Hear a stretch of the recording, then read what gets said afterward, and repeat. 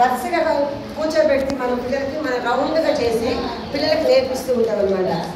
ఎలా వేయాలి, ఇప్పుడు స్టార్ వేస్తుంది ఒక పాప, ఆ పాప ఎలా నింపుతుంది, ఫస్ట్ ఏ భాగం నుంచి ఎలా నింపుకుంటూ రావాలి, దాన్ని ఎలా ముగించిన తర్వాత ప్రక్క దానికి వెళ్ళాలి, దాని తర్వాత నెక్స్ట్ చతురస్సు అంటే మనం మ్యాథ్స్ కూడా నేర్పిస్తున్నాం. మనకి ఇచ్చారు కదా, చతురస్సు ఇచ్చారు, అలాగే ట్రయాంగిల్, త్రిభుజము, అలాగే ఇవన్నీ వృత్తము ఇవన్నీ ఇచ్చారు. అవన్నీ పిల్లలకి ఇప్పటి నుంచి మనం నేర్పిస్తే వాళ్ళు 10th క్లాస్ అయితే ఏ క్లాస్కి వెళ్ళినా కూడా అవి చిన్నప్పుడు నేర్చుకునే కరెక్ట్గా వాళ్ళ మనసులో స్థిరపడిపోతాయి అనమాట. అలా స్థిరపడిపోవడానికి మనము మొత్తం వేసే పునాది అనేది, ఆ పునాది ద్వారా వాళ్ళు డ్రాయింగ్ కూడా నేర్చుకుంటారు. ఇప్పుడు అది నింపుతున్నారు కదా, డ్రాయింగ్ వేయడు, మళ్ళీ అక్కడ చిత్రాసనం చేసాం కదా, దాని గీతల నుంచి పక్కకు పోకుండా దాన్ని ఎలా వేయాలో, ఎలా దాన్ని నిలబెట్టాలో, దాన్ని ఎలా పెడతాది కరెక్ట్గా ఫిక్స్ అవుతుందో అవన్నీ కూడా మనము పిల్లలకు నేర్పిస్తుంటాం. అలాగే నేర్పించినప్పుడు వాళ్ళు అవన్నీ కూడా నేర్చుకుంటారు.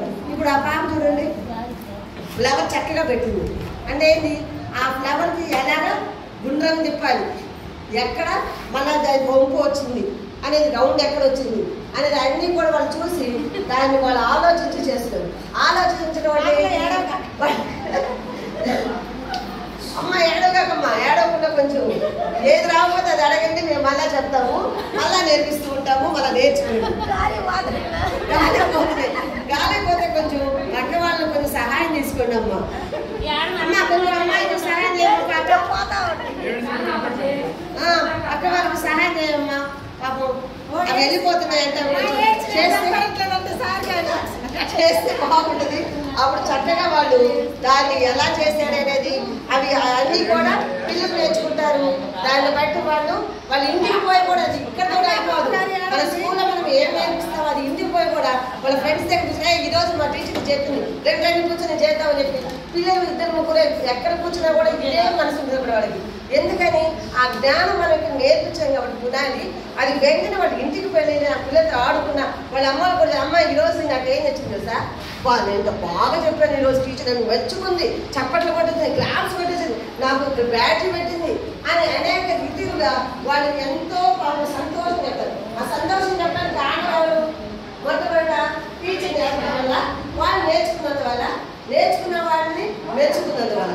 మనం మెచ్చుకోకపోతే మన వాడికి ఆ అమ్మాయిని మెచ్చుకున్నాను, టీచర్ నన్ను మెచ్చుకోలేదు అని అంటారు. అందుకని చేయని వాళ్ళు కూడా నేను చెప్పింది కదా, ఎవరు డైలీ పై ఓడిపోయిన వాళ్ళు కూడా క్లాస్, అలాగే చేయని వాళ్ళకి కూడా ఏం చేయాలి, మనం క్లాస్ కొట్టించాలి, వాళ్ళకి ప్రోత్సహించాలి. ఎప్పుడైతే మనం ఎంకరేజ్మెంట్ చేస్తామో వాళ్ళు బాగా అభివృద్ధి చెందుతారు. అబ్బా ఈ రేపు నేను బాగా ఫస్ట్ తెచ్చుకోను, ఈరోజు కొంచెం డల్ అయినా నెక్స్ట్ డే నేను బాగా అభివృద్ధి చెందాలని వాళ్ళ అమ్మకు కూడా చెప్తాను. అమ్మ ఆ పిల్ల భలే చెప్పింది, 1 2 నేను చెప్పలేకపోయాను కాబట్టి అదేంటి చెప్పమ్మా, నాకు సర్కిల్ అంటే ఏంటి, లేకపోతే స్క్వైర్ అంటే ఏంటి అని ఇంటికి పోయి కూడా చదువుకున్న తల్లిదండ్రులు పిల్లలు అడుగుతారు.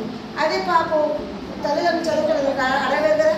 కానీ తల్లిదండ్రులు కూడా ఎప్పుడు ఇంట్రెస్ట్ వస్తుంది, బిడ్డలు ఎప్పుడైతే ప్రశ్నించే విధానాన్ని వాళ్ళు అడుగుతారో అప్పుడు ఆ తల్లి కూడా తెలిసింది చెప్పు, తెలియకపోతే చెప్పకూడదు.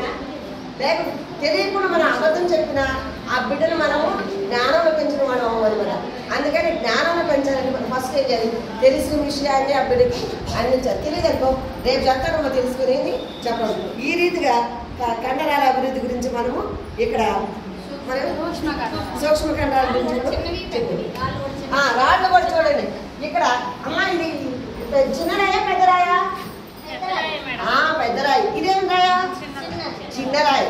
ఇది ఇక్కడ చూడండి, ఇదేం కలరు? కలర్స్ కూడా మీరు చక్కగా నేర్చుకోవాలమ్మా. మనం కలర్స్ కూడా ఉన్నాయి కదా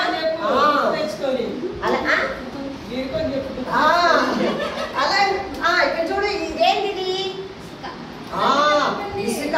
ఇసుక ద్వారా మనం నేర్చుకుంటాం అనేకమైన ఏది మనం పనికిరాదనుకుంటామో దాన్ని మనం ఉపయోగించుకొని ఎలాగైనా సరే తక్కువ ఖర్చుతోటి ఎక్కువ వాటిని మనం తయారు చేయొచ్చని చిన్నప్పటి నుంచి మీరు నేర్చుకున్నాను అనుకోండి, పొదుపు కూడా మీకు అభివృద్ధి చెందుతారనమాట. ఇలాగా వీటి ద్వారా నేను మీకు తెలియజేశాను.